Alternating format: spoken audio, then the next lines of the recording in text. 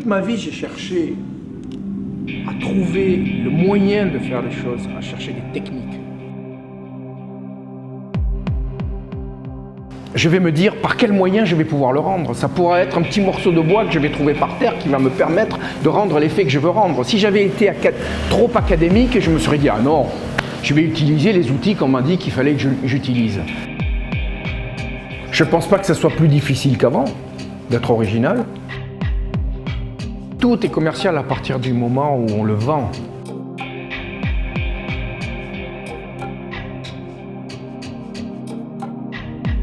Ben, il y a Antibes. Pourquoi? Parce qu'il y a la lumière.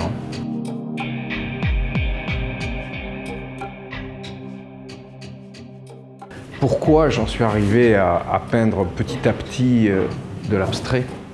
Étant figuratif, je me suis rendu compte que le monde en lui-même était extrêmement limité et que tout ce qui était constitué par l'extérieur des choses était complètement limité.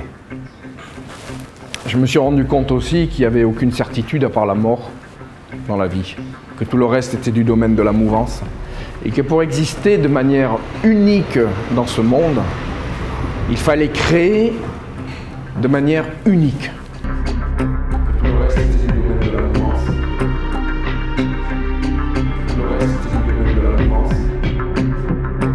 Et pour éviter d'être tenté par le décoratif, parce que c'est vrai que dans l'abstraction, il y a beaucoup de peintres qui sont uniquement décoratifs, je me suis rendu compte qu'il fallait que je travaille la forme et la couleur, j'avais que ce moyen-là. Je savais qu'il fallait que ça parte du cerveau et que ça arrive immédiatement, que mon imagination arrive immédiatement sur la toile en partant de mon cerveau, et que je sois très spontané. Cette abstraction lyrique qui me permettait de rendre mes sensations, mes impressions à un moment donné, a évolué insensiblement vers une abstraction un petit peu plus géométrique où j'ai commencé à inclure de la matière et où la forme et la couleur, la dialectique entre ces deux éléments a commencé à émerger.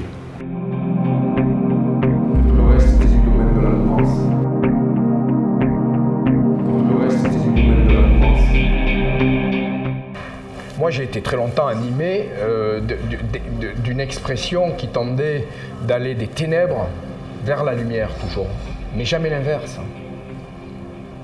Les ténèbres ont toujours constitué ce qui peut être néfaste dans la vie d'un homme, mais j'ai toujours eu ce positivisme et cette envie de trouver sans cesse la lumière. Je l'avais ici. Il fallait que je la transforme et que je la digère pour la retransmettre à autrui. Je veux que les gens qui entrent dans mon atelier puissent, au travers de leur vécu, trouver la lumière. J'exprime dans toutes mes peintures la lumière. C'est une soif que j'ai depuis mon plus jeune âge d'aller vers la lumière. Je ne sais pas expliquer pourquoi, mais c'est un leitmotiv chez moi. Il faut toujours que j'aille du noir vers la lumière. Voilà. Ça, c'est ce qui m'a animé depuis que je suis tout petit.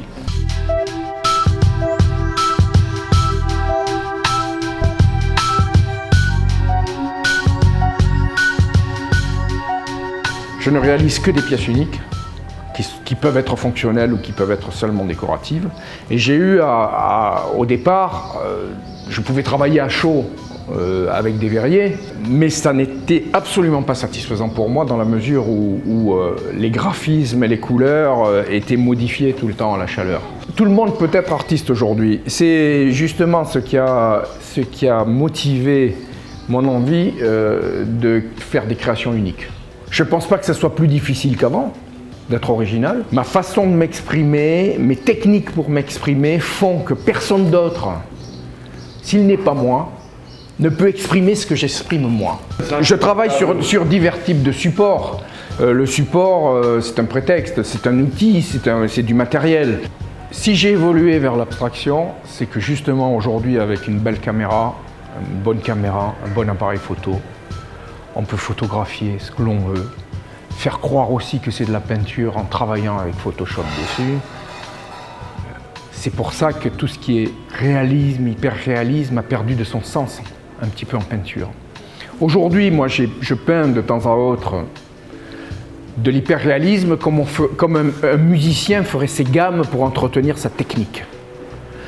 Cette technique hyper-réaliste que j'arrive à réaliser, c'est ce qui m'a permis aujourd'hui d'avoir tous les outils nécessaires à une expression picturale abstraite la plus vraie possible.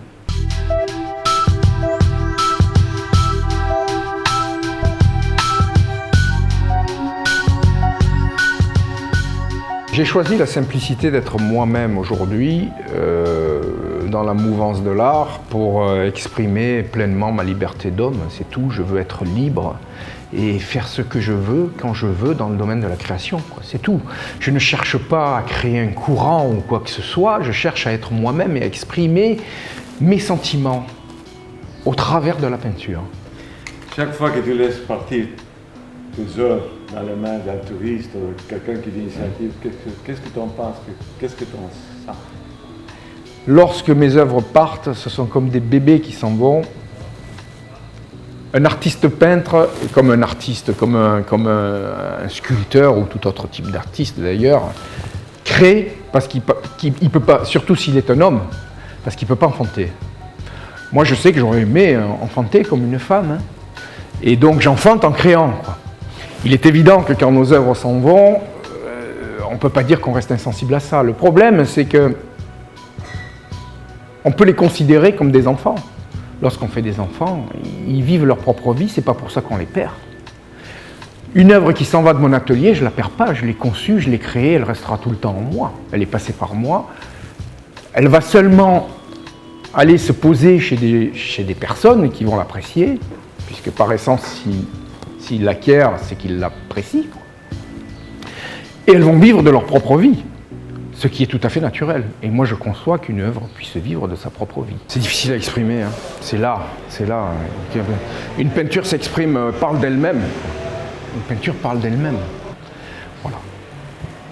C'est aussi simple que ça.